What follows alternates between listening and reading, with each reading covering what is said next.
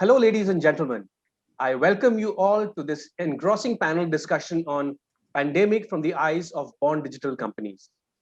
Born digital companies are thought to be agile and always at the cutting edge of technology, which are key ingredients needed to tide over any challenging situation. This would imply that such companies would have performed well during the pandemic.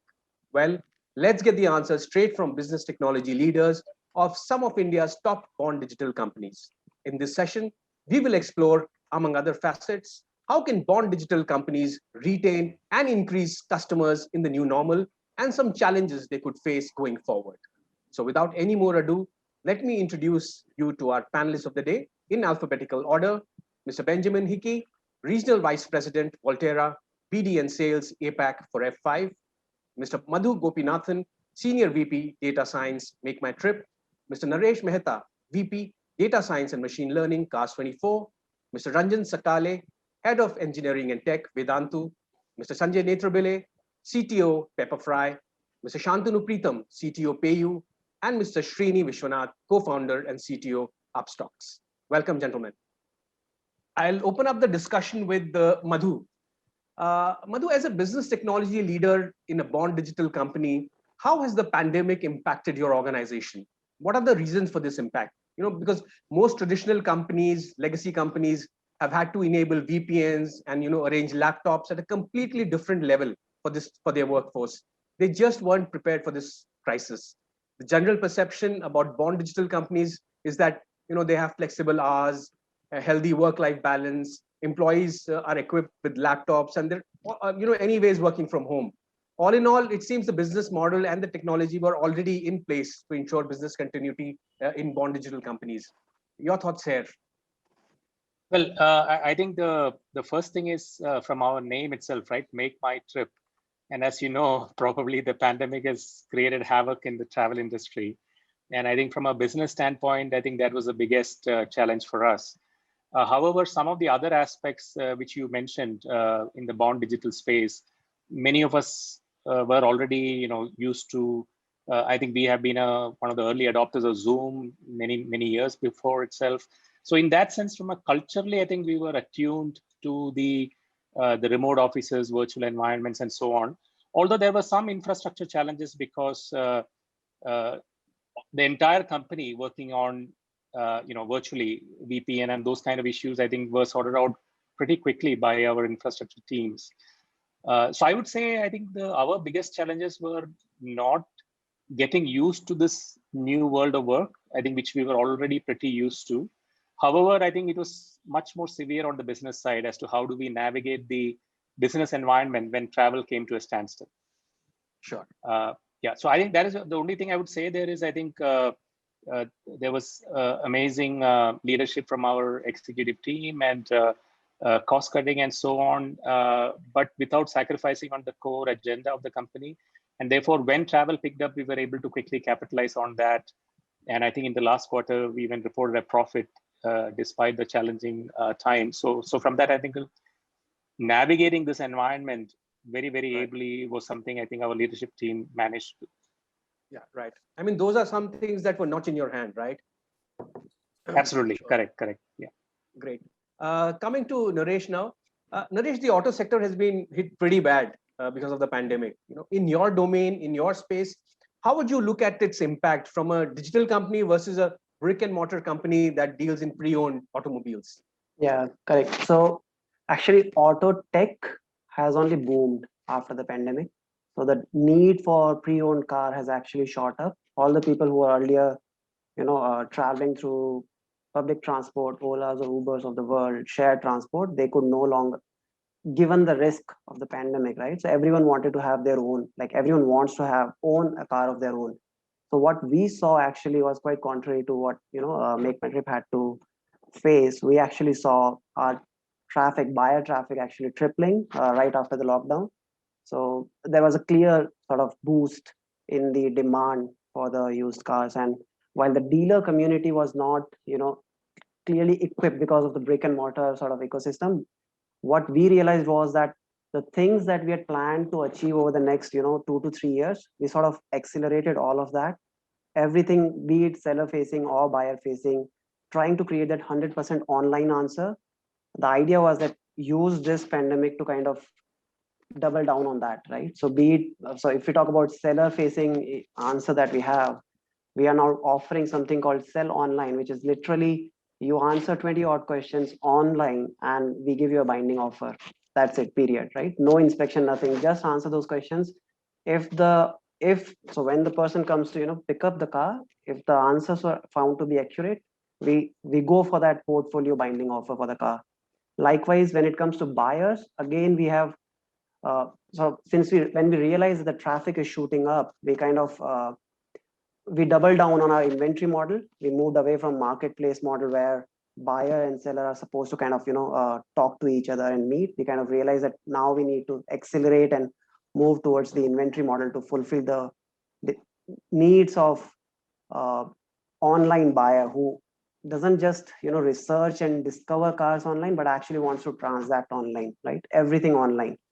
So yeah, I mean, to be honest, while it has hurt, it has impacted a lot of us personally across the nation. Continues to. As far as the business goes, things have only gone north for Cars 24. So your business hasn't got impacted that much. But how do you compare yourself with a brick and mortar, business?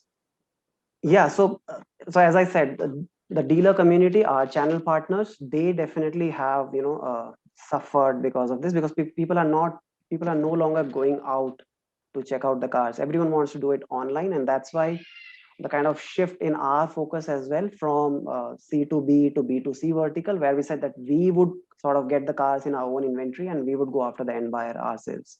Okay, great. Ranjan, within a year, because of the pandemic, several born digital companies became household names. The brand building that would have otherwise taken 3 years, I think, has been achieved within 1 year. Your thoughts here? Yeah, I mean, I come from the edtech space, and edtech, in effect, is, I mean, if you take the spirit of it is to be able to provide education online to remote as well as cosmopolitan cities, and in that effect, I think Vedantu has been able to serve very well. We've been growing quite well as well. I mean, somewhere around annual 2 to 3x growth to now 7x to 6 to 7x growth year on year. So in a way, solving that crucial problem that students were missing, right? Being able to go and talk to a teacher is something that we're able to solve pretty well. I think that obviously quality products, barring, for example, the travel industry, right, where even if you have a quality product, if you can't go anywhere, what are you going to sell? In education, I think there was a need, and I think building quality products there obviously impacted the way the brand recognition happened, and and technology kind of followed the scale that came in. And I think overall, same old principles of brand: build a quality product, always think about the student, in this case student or a customer, be very clear on prioritizing everything for their success. It is the raw material, but then because of the pandemic, because people were not able to go to their schools, attend coaching classes for exam prep, there was a huge segment that recognized Vedantu. Another segment that recognized Vedantu was people like me, young kids at home, 6 to 8 years, 12 years, who were not able to go to daycares and learn. And so we started a new segment over there where we've seen fairly good amount of success, right? Young students learning how to read and speak and program computers as well. Right. So it has been quite good for you, Ranjan. Yeah, it's unfortunate for a lot of people, including almost everybody we know is affected. And I think to be very honest, students are affected the most, right? They're seeing their elders getting affected. Their exams, for example, I mean, you might have heard last week that, or rather this week, that the 12th standard exams are now cancelled, right? So there's a lot of anxiety, right? And not being able to talk to teachers to get a sense of any footing. is really hard, right? So it's just a problem. We are in the right place to solve that problem for people, and I think it's one of those things, right? But yeah, I mean, like I said, it's a very unfortunate situation. We are very glad to be able to be in a position to help everybody. Sure. Coming to Ben now.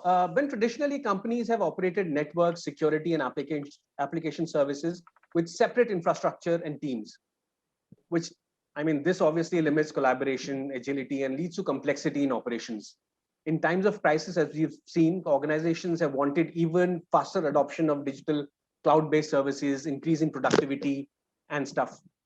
You work with both born digital as well as born traditional companies. How do you see best technology leaders go about solving this issue, this problem? Yeah, so I think for quite a while we've seen, the emergence of DevOps and this to be, standard practice in born digital companies, but many traditional companies adopting it as well. And these teams work best when they're relatively small, but they're multidisciplinary. And so that's been happening for a while. Where we see the leaders really getting ahead is where that scales, and over time you use lots of small teams. And what balance needs to get struck is where there are infrastructure teams actually supporting those teams. And those, the tendency here is to really develop features and functionality as fast as you possibly can. And often something gets built and then it gets put in place and it's often left. And it's a challenge to go back and rework things when you need to for scaling or things like that. So to have teams dedicated to infrastructure that support the development teams, and for those teams, then at times, that you may face a problem that may be very contemporary, and there may not be many solutions out there, and teams may need to solve it in the best way they can at that point in time. But as time goes by, some of those problems can be solved in more generalized manners, and this is where tooling can be very important. So these infrastructure teams that go back and revisit the architecture and the infrastructure on a continual basis and revisit decisions that may have been made at one point in time to do something in-house, but then can be addressed better. And it's the avoiding the reinventing the wheel problem. You can now take something that comes baked into a platform or a tool that gives you the ability to effectively bring that in from the market and give your teams more time and more capability to focus on what's differentiating for your organization. So yeah, we think this has been a really important area for organizations to grow quickly. Sure.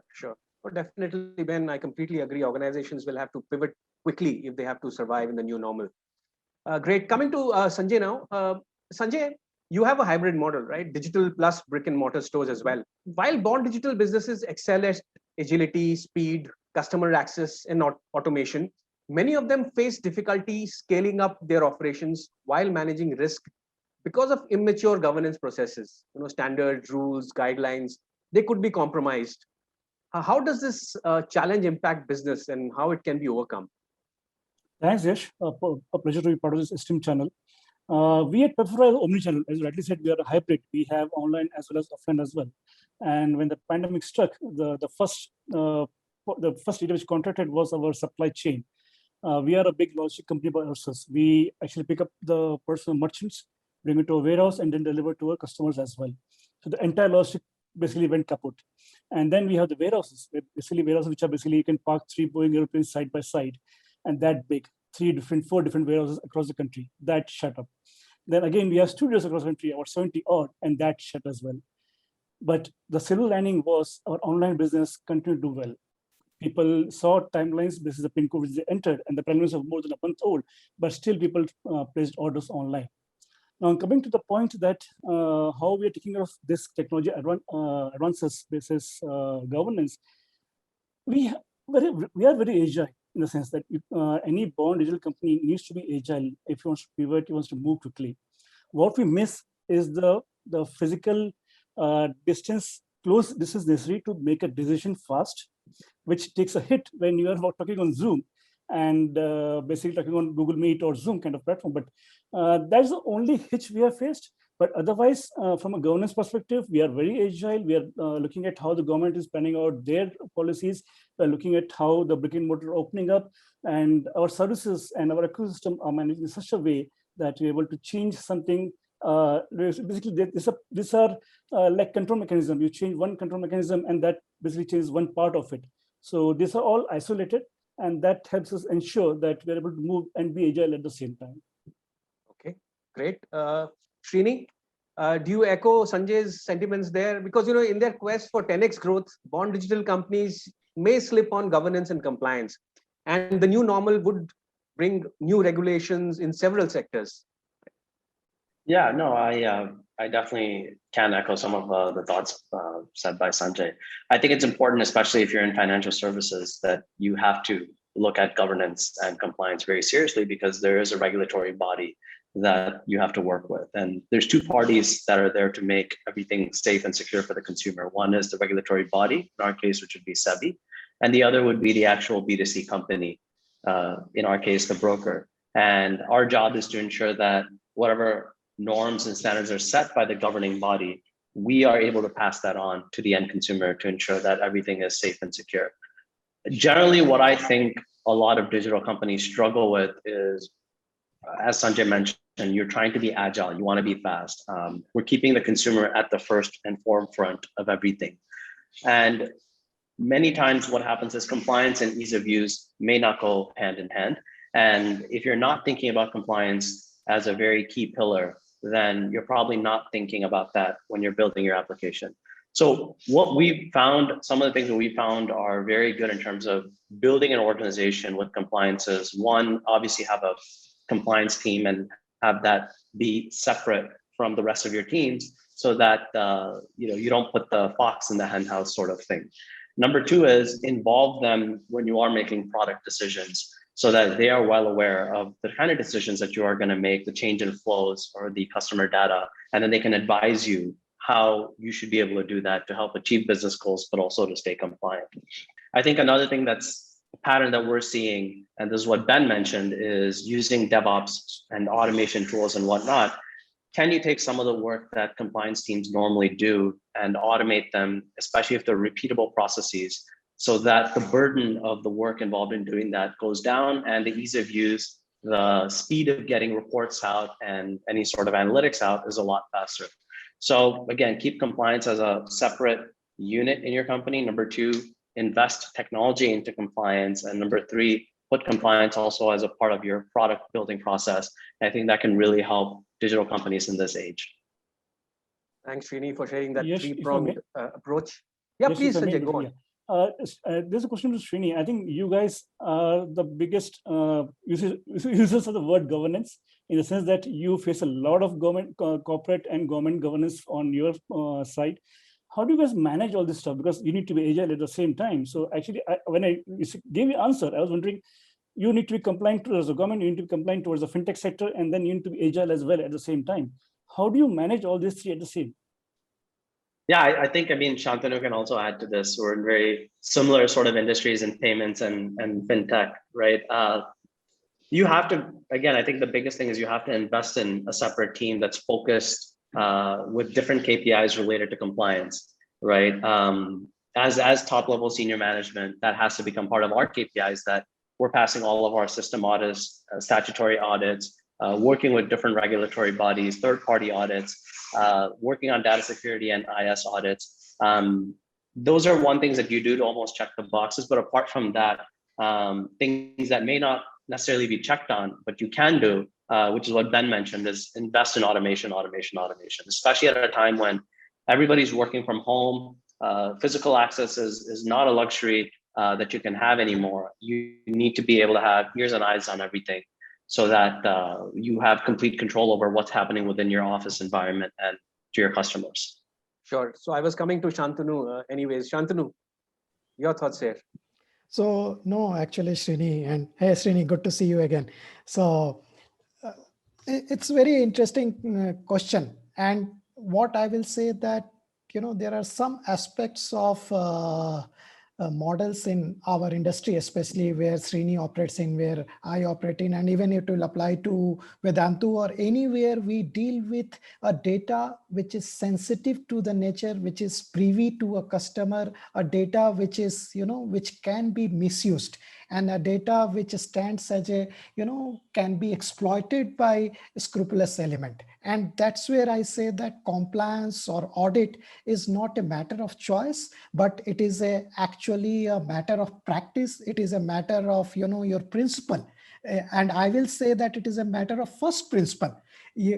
At times, and I'll be very candid here, between a choice between if I have to take, some teams have to take some tech depth in terms of architectural pattern, and if there is a priority choice where I need to choose between whether this is an audit and compliance aspect, there is no question also, there is no debate also, because that's the first thing. And I'll go slightly give another context. If we all have observed last few years, right, we have seen, and this is before even this unfortunate pandemic occurred, last few years have seen an amazing growth of digital economy in our country. And actually, just I was reading, I think a quarter back, the article came that in real-time digital payments, please understand, we are not talking about total transaction of digital payments, but in real time of digital payments, we are number one in whole world. That's the beauty of the way, last few years, our digital economy has grown. So that's why when I say that with so much, enablement by government agencies to ensure that the digital economy is growing at this rate and the real time. I mean, I'm assuming all of us know the experience of IMPS. I mean, at times I wonder, even though I have been techie from 25 years, at times I feel that I press the button on my bank account. Before I press the button, the SMS comes. I'm not sure you guys have wondered. It is like you will not find even a second delay between you press the button and SMS comes that the money has been debited to another account. If you are doing transfer between your own two accounts, try this sometime, guys. You will be amazed by the advancement which is done. It is absolutely mind-blowing in a positive way. And that's where now to keep all this growth, to keep all this infrastructure running seamlessly, and most important, right, why all of us, right, we are actually techies and engineers and, a strata of society which is much more comfortable with digital terms. But think about, people who are not that comfortable, but they are also very, very comfortable in using it. Why? Because there is a kind of implicit trust in the system. And trust, when I meant not trust between banking system or the fintech system, I am talking about the trust of customers that, okay, if I go and make this payment, if I do a Paytm, if I do a GPay, if I do a phone pay, if I use, anything, if I fund my trading account online, it is, it is okay, it is safe. So how? So three aspects: the growth, the infrastructure which has enabled this growth, and last but not the least, the regulatory agencies, the governmental regulatory agencies which have created and created that environment so that the companies like Srini's Upstox or mine, the PayU, or anyone for that matter, we are cognizant as a matter of first principle, not as a matter of choice, to to comply to that. That's how. And it is not that we have to comply, right? The choice has moved from a different have to, has gone into a back stage. That is what the differentiating factor I'm trying to say. What we have done is, it is a first principle itself, that first we need to do rather than we have to do. It is not like you are doing something for, remember when earlier when the whole software boom started, this PCI CMM model came into the country where everyone needed to see CMI level 1, level 2, level 3 certification, but that was more a have to. But then from that have to, it is more, you must do. Sure. And now it has gone to like it is your habit. So Absolutely. that's how I see that, the cultural shift and the engineering practices shift. And the beauty about it is, Yash, that even the business understands. It is no more a domain of all of us sitting here. Even business understands and appreciates that the cost of not doing it is much, much higher than, Sure. cost of Yeah, doing it. absolutely. Absolutely, Shantanu. Great inputs there. Let me come back to Madhu now. Madhu, many first wave born digital companies blazing pace of innovation is rendering their technological underpinnings obsolete already. That could make it difficult, if not impossible, for them to hit the ground running post pandemic. What are your thoughts on this? How do you look at this angle? Well, I think I guess the mantra is disrupt yourself, right? So that applies to the technologies that we build as well. And I think one thing I heard that Shantanu mentioned is this habit, right? I think it has become a habit that we continue to innovate. And innovate means that it is not just about customer facing innovations. Innovation also means that how we do things, how do we reduce technical debt, how do we build better models that can serve customers. So all of those aspects, I think, customer facing or what we are doing internally are subject to disruption, and it's better that you disrupt yourself than waiting for somebody else to come and disrupt you, right? So from that angle, I think that constant making it a habit and being part of that process to kind of keep innovating, whether it is processes or technology or customer facing, all of that, right? So I think it is that mindset has come in, and I think that is very helpful. So generally what we do, I mean, just to give you an example of some of the innovations from our standpoint, even though in a very tough business environment, MakeMyTrip contributed to Arogya Setu. That was one of the primary contributions from us. Even now, I think there's this new one called Kovi Ride, which is like a community platform for peer-to-peer ride sharing.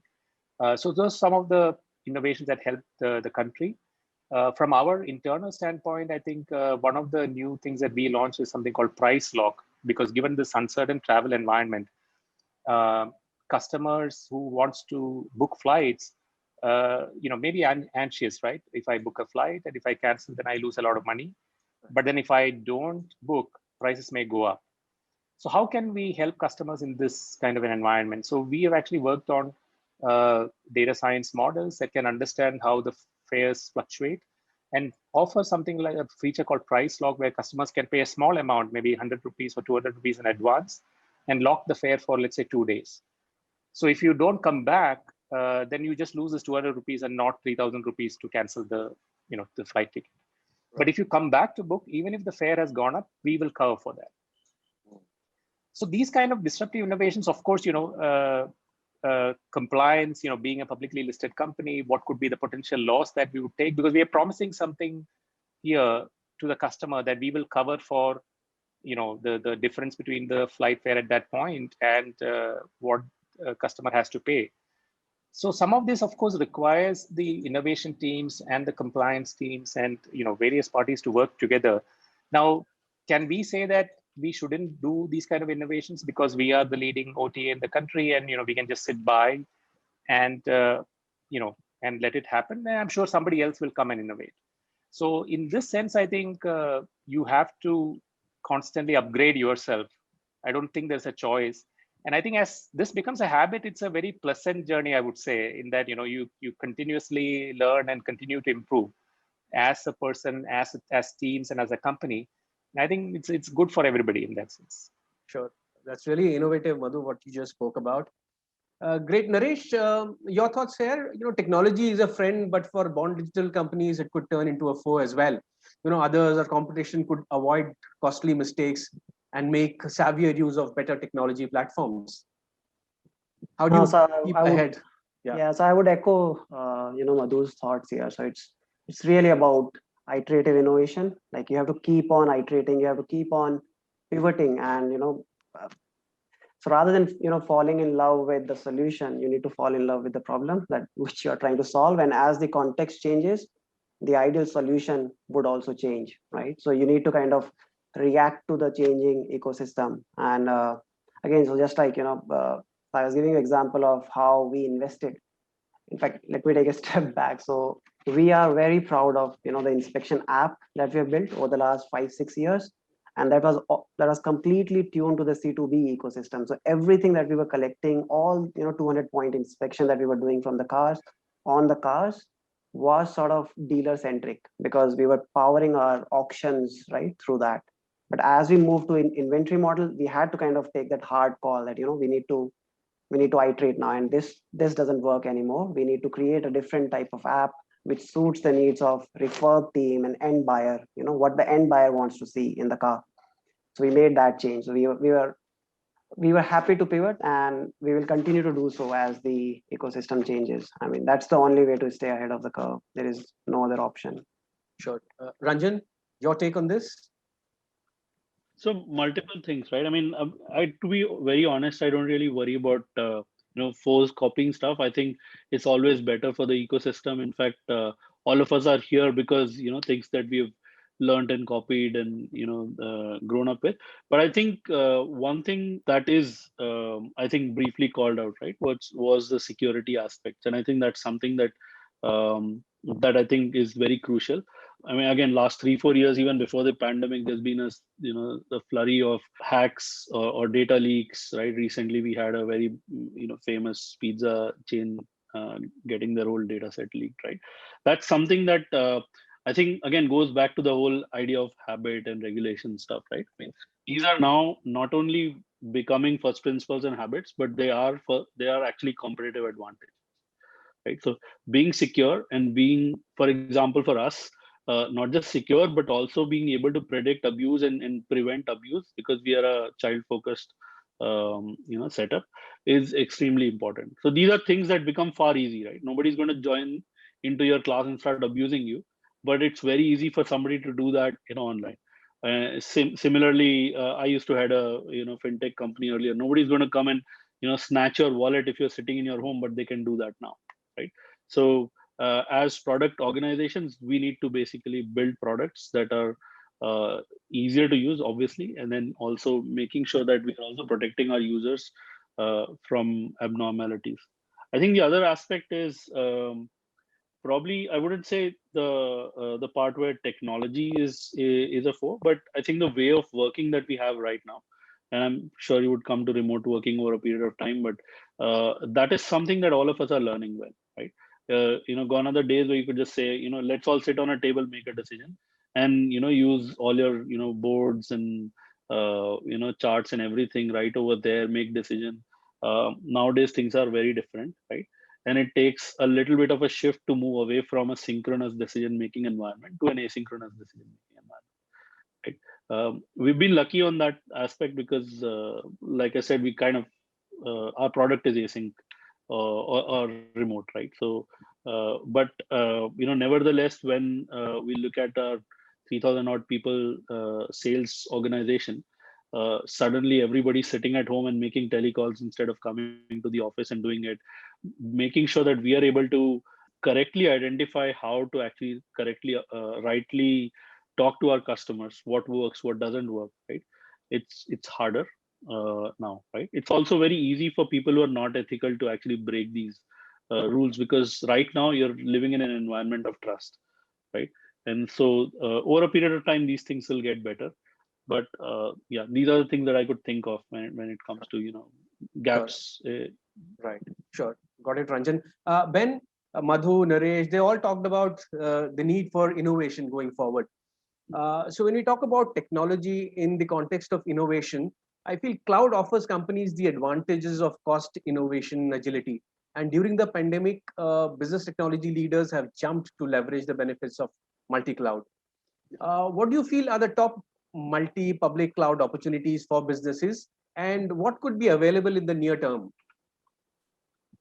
Yeah, thank you. And maybe I'll just give an example for the conversation we were just having around compliance, which will be a segue into my answer here. But yeah, I do. I think it was an excellent conversation, and often we talk about using automation or trying to make things a habit, but for a long time, security or compliance has often been the villain in the story. And even if you go back to the Phoenix Project, that was one of the seminal books around DevOps, one of the two villains in the story was the security person. And it's often because it was left to the last point. And so security or compliance can be that villain in your organization when they're left to the end and they're brought in, and then they bring in all of these issues and it slows things down.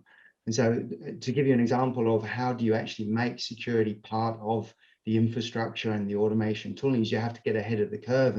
And we've seen examples where, you know, to move to, as an example, a zero trust architecture, it's actually quite difficult. And we had development teams that have found it very difficult to give the SecOps teams a list of all the APIs that their applications are using and what the valid calls are. And it got so difficult because developers the best developers out there are you know, like Linux Torvald said, you know, the best developer is a lazy developer. So if something's been done before, they're going to reuse those components. So many open source components are used within the code base. And then when you're using that, sometimes there are tools in there that you don't even know exist.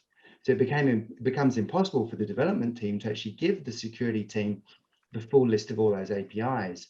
So when you move to a zero trust architecture and you have to whitelist this, we've actually seen where you know, automation and AI ML can be used through an API discovery phase while the code is being written to relieve that burden from the development team. And then through that period of discovering the APIs and using the AI and ML to learn the actual structure of the APIs and splitting out what is the structural components and what are the dynamic components, you can then take what's learned there, put that into your whitelist, and then you move forward with a zero trust architecture. And then that's taken security from being an afterthought or the villain in the story at the end to making it part of the infrastructure. Now that's absolutely critical when you get to multi-cloud.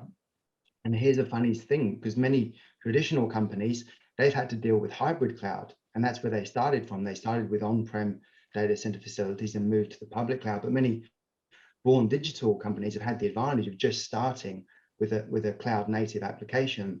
But what we've seen happen is that the cloud and the hyperscale providers have started to develop their own best of breed services. So even born digital companies now find themselves wanting to use multiple public cloud companies because they offer different services. A very common example is one cloud provider providing, you know, best of breed infrastructure and data analytics tooling.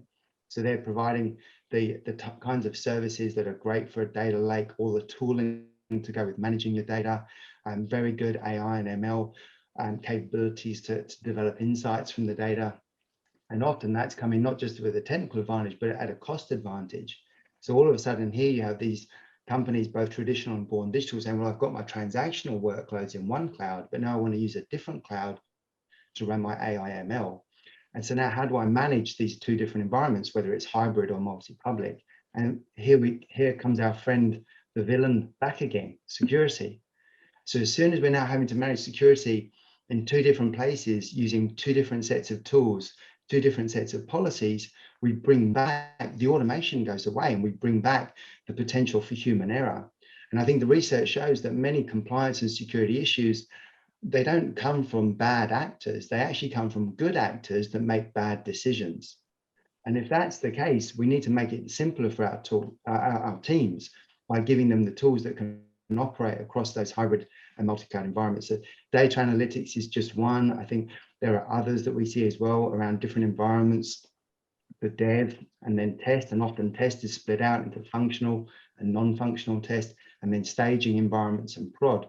So when you've got all those different environments, how do you tie them together to deliver on consistency, to make sure that those security policies as well as others aren't sort of error prone, and you can leverage that automation tooling. So yeah, we really do think that this is a big area for traditional companies and born digital companies as well.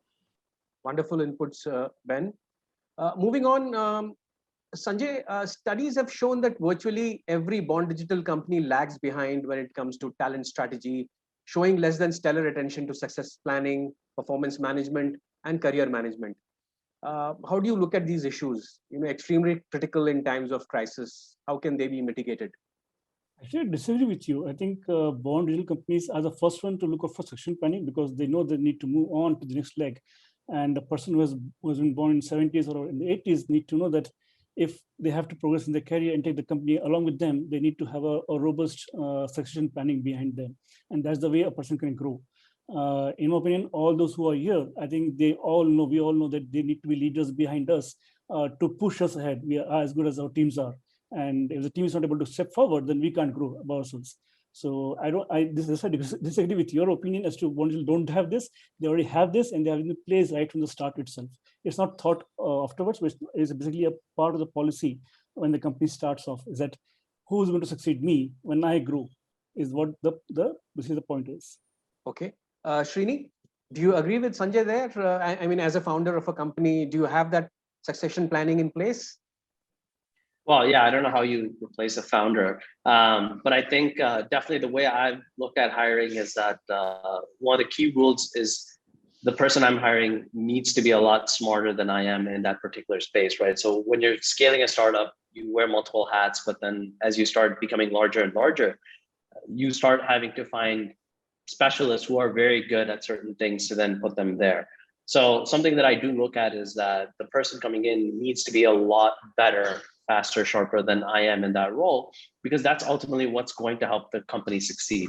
And their job for hiring the folks beneath them is the exact same thing. They need to find people who are independent, can sort of manage tasks on their own, and they can take that ownership and accountability on their own.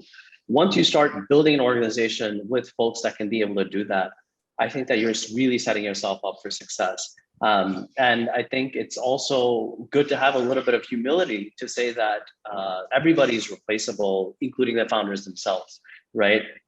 So when you come in with that mindset, then you're actually acting in the best interest of the company rather than acting in the best interest of yourself. So I think that, of course, in terms of HR policies and things like that, startups, this is a kind of an opinion, but generally seem to be slightly better than maybe a large established company. But again, I think it can float both ways. There are some large companies that have some amazing HR benefits and policies for employees. But again, I think key thing in terms of scaling a company is not just, of course, your business model and your product, but also your people. You invest in good people. They will make sure that a lot of the time that you spend in solving many mundane things goes off of your plate and find way better solutions that maybe you never thought about. Okay, great. Shantanu? No, absolutely. I so agree here with Srini. I mean, I will just sum it up in a one sentence that people are our best asset. And you talk about any industry, actually, because once we realize the importance of people, once we realize, what they bring to the table, it becomes seamless. Then you don't need any, governance on people. You don't need any enforcement on people. You don't need, controlling or auditing their time ins and time outs. That's what it is such a beautiful world. And I think that's where the startup communities like ours and many new upcoming digital economies, actually, where, there is more focus. If you see in even interview, right, at times, of course, minimum engineering bar or minimum product bar is an entry gate, right? We don't compromise on that. But more important is your can-do attitude, right? Your drive and passion to believe in the thought process of what we are doing. If, it's not like a time-bound job, which, and I'm pretty sure all of our here, like, there is no 9 to 5 kind of thing scenario where you come and you attend 4 meetings and the day ends. And that applies for whether it is our engineers, whether it is developer community, whether it is the sales team, which is representing outside. And especially in last 1 year, though everyone from outside feel that work from home is relatively easy because you can do things at your own pace. I'm pretty sure all of us will agree that work from home has been absolutely much more demanding and challenging. And that's where I think some of the things, other than how do you manage your daily stand-up and scrum meetings, what becomes more prominent and important is how much you have your, I will say, that empathy quotient towards your teams. Especially all of us saw that last 1.5 months, unfortunately, our country had to see a very unprecedented and a different kind of challenges, which most of our dear ones, near ones, family members, employees throughout. It was like it was across caste, creed, company. there was no differentiator, and in those critical times as an organization, right? And we have seen amazing, beautiful manifestations of where how organizations stood up with their, and stood with their employees. So Sure. that's how I will sum it up, that Okay. we really need to, all of us as leaders in different aspects need to be empathetic towards need of each other. Of Right. course, business needs are critical. That's the first important. Understand the need of understand the mood of what's happening, and then Sure. be dynamic and agile to the needs of the business and your employees. And as Srini said, it is very important. Your base and foundation needs to be strong. So what you are hiring, it is very old, old adage, Yash, that you hire a talent which is better than you yourself, because that's where your org keeps on moving notches above. Other it is Sure. like otherwise incompetency will continue to breed incompetency. Definitely, Shantanu. Great, gentlemen. We've had an amazing discussion so far, but we are running out of time. So one final question to all of you before we wrap up the session. So we've already discussed the advantages and the disadvantages of born digital companies. Let's talk about the road ahead now. How bullish are you about the new normal? What should be the next wave of innovation, both in technology and business, for born digital companies to keep the growth momentum going even post-pandemic? I'll start with Madhu sir. Yeah, thank you, Yash. So I think one thing is, of course, the pandemic has created new habits for many people to buy online, right? And I think as a travel e-commerce company, we are seeing that kind of leading to growing the market share, kind of the shift from the offline to online. And I think that we are well positioned to capture that. So that is one one positive thing coming out of the last several months of really kind of bad times. So I think we are positioned to capitalize, and specifically from my vantage point, looking at data, machine learning, and those kind of technologies, what can they do better?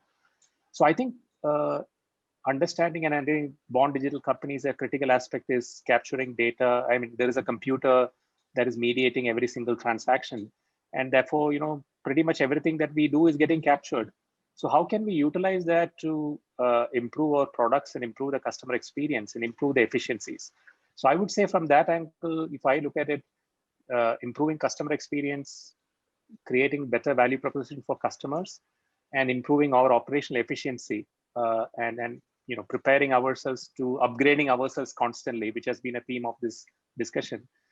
And looking at the intersection of that, better customer experience, better operational efficiency, I think data and machine learning can play a significant role in revamping and improving the operational processes, for example. Because I think fundamentally thinking about this, typically many operational processes are defined around the availability of information. But now we have this tool which can also say, if you don't have information available, can you predict, and can you at least have a certain confidence that this is what that information could be? So what can that mean to if you were to redesign your operational processes? So I think it's a fundamental shift that is happening, and I think that will play a bigger role is what my personal bet is. Sure. Naresh? Yep, sure. So the risk of sounding cliched, I mean, it is going to be automation and digital, right? So as I said earlier, and I'll stick to auto tech domain here, right? So when it comes to auto tech, we are not too far from the day when people will be buying used cars online like you buy shoes from Amazon, right? I mean, it's going to happen, and we definitely want to be part of that future. People are no longer just using online channels for discovery and research. They want completely 100% online transaction, documentation, financing, everything happening online. And we are that's what we are trying to build. Data science and machine learning, as Madhu pointed out, that will be everywhere. So all these products that we are building, the backend will be powered by ML solutions, which are smarter, like they can enable automation with accuracy. And coming to, so the way Cars 24 is planning to meet the future, right? So we are this famous triple AQ framework. So the affordability, assortment, accessibility, and quality, right? We are ensuring that we have more than 15,000 odd cars in our own inventory available for the end buyers. They are affordable through online financing, instant financing available online. They're accessible, home delivery, free home delivery, and most importantly, the quality, which is key, which is fundamental when it comes to used cars. So the robust refurbishment process and 12-month warranty, right? So we are hoping that with this framework, we are ready to meet the future, which is going to be 100% online. Sure. Great. All the best, Naresh. Thank you. Yeah. Go ahead, please. Ranjan. Yeah, thank you. I'll probably do it in two parts. One as an engineer, as a programmer, and the other on the edtech side, right? I think fundamentally we are looking at continue to look at faster machines, more and more dependence, trust on stuff online. So on the payment side, you'll probably start seeing CBDTs and such coming in another 2-3 years. That'll obviously mean that there's far more regulatory and government control over how money is spent, where it goes. Probably for the better. Probably we'll need to watch out for something that I worry about, which is privacy and security. And I think that's something that we'll all probably encounter, worry about. There's fundamentally the worry that other worry that I have is that the digital divide is going to become an economical divide, or rather it's going to accentuate it more, right? So it's obviously the digital divide is, in a way, you could chart it to the economic divide, but it's going to maybe separate it more, right? So people who have access to internet, people who are able to use technology, they're going to probably get better deals. From better deals to better education to maybe 20 years from now, you'll be able to easily call out, right? Who probably adapted first and who did it, as you could probably right now as well, right? On the education side, as of now, we and most of our our peer companies are similarly stepped up, right? We're looking at using technology to reach every part of India, right? So be it a student in Coimbatore to Baramulla, or Dibrugarh in Assam to somewhere in Kutch. So we around 65% of our students come from tier 2, tier 3 cities, and that's the power of good technology, rather technology being good. And as you see better networks, hopefully 5G comes soon and gets us in even better, faster network space. We'll probably look at students being able to get really high quality education at very cheap prices, which is what we want to do, right? Provide that. Also employment wise, right? There's a whole bunch of people out there we keep ignoring. Most of us had probably 90% of our teachers were not up to the par, right?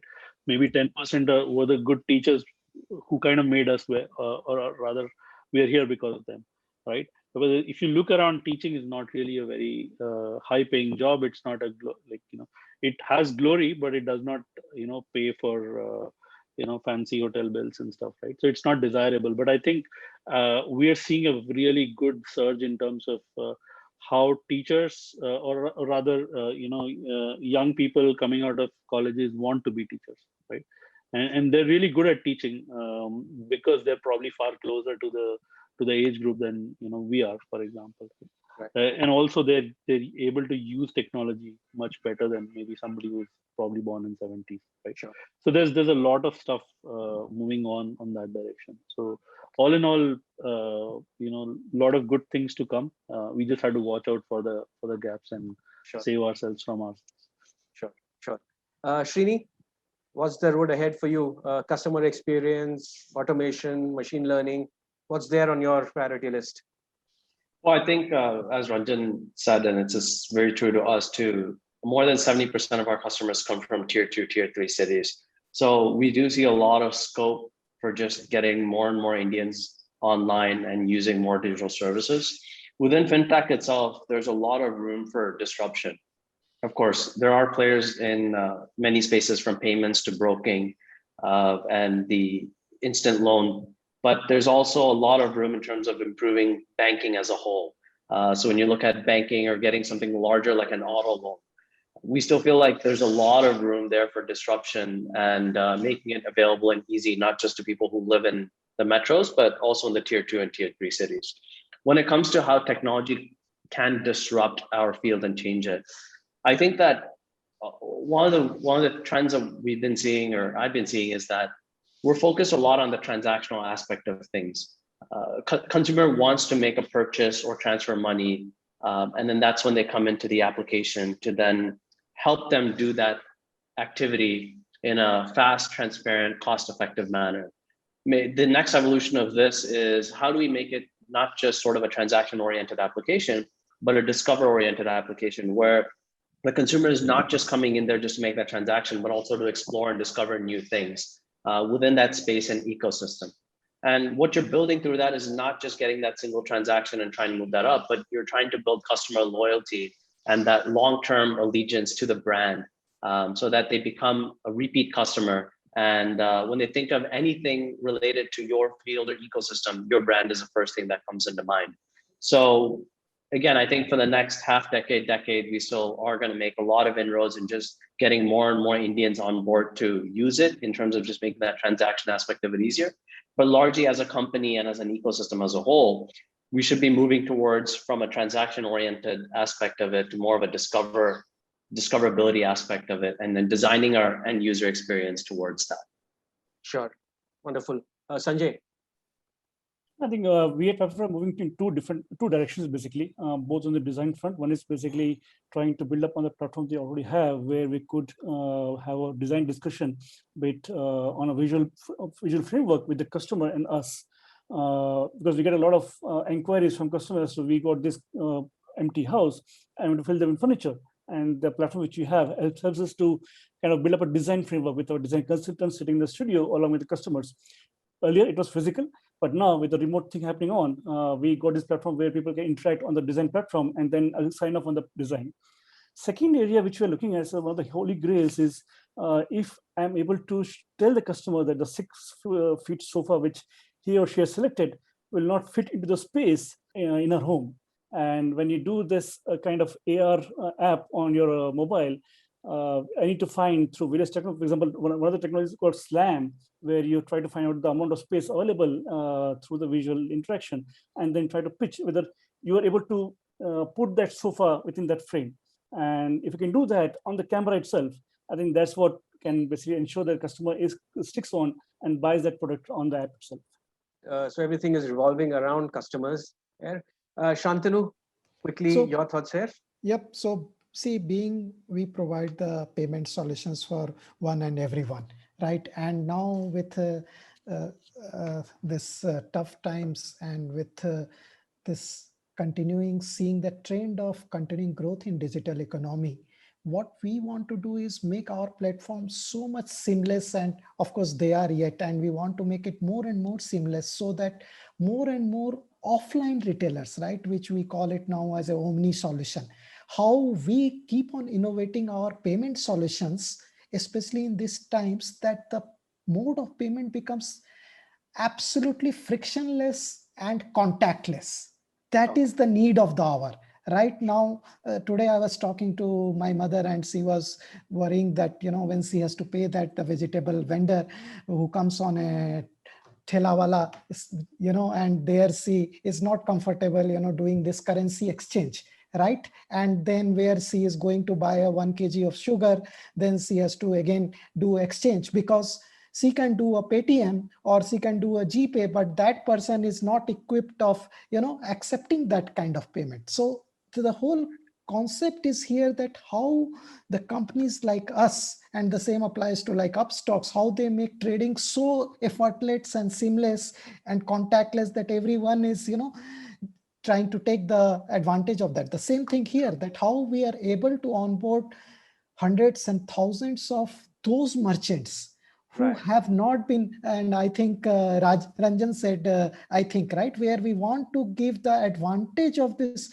divide between digital and non-digital strata of the society. So we want to make our solution offering so seamless and contactless that non-digital strata of the society also, it becomes very seamless for them to onboard to us. Right. Great, Shantanu. Finally, Ben, your thoughts, from a futuristic and an innovations perspective, I feel containers is a technology that actually comes to my mind. How can IT leaders leverage containers to the max to ensure their growth, their innovation in a post-pandemic world? Yes, I was actually going to mention that because I think in the theme we've been talking about around data science and AI and ML, I think another part of that same equation that I'm quite excited about is just what containers is going to enable, and all of these innovations that will come through data really rely upon getting more data. And so containers actually allowing us to write applications that actually can be distributed so much closer to the end users because they're actually consuming such a smaller footprint is really quite exciting. And we're seeing things such as in the automotive industry, EV charging stations that are now running small applications and extract data from those cars while they're charging to allow that to be then uploaded, and in fact to even create an automotive digital twin that would allow that car and the AI and ML to actually predict when maintenance might be required because of the way it's been driven or the conditions or things like that. And if you just think about some of the others raised about privacy and things like that, one of the benefits here of moving things closer to the end user is that maybe data can be localized to people or to their car or to their home to avoid sensitive data having to be taken away or to put in the cloud. So I think that this, containers is a real enabler to allow us, to get more data out of more places to feed this whole data science, AI, ML innovation that we're going to see. Well, that's all we have time for, gentlemen. To sum up today's discussion, in the age of COVID-19, knowing what makes Born Digital businesses unique matters more than ever. In the days ahead, Born Digital companies will continue to pivot and innovate.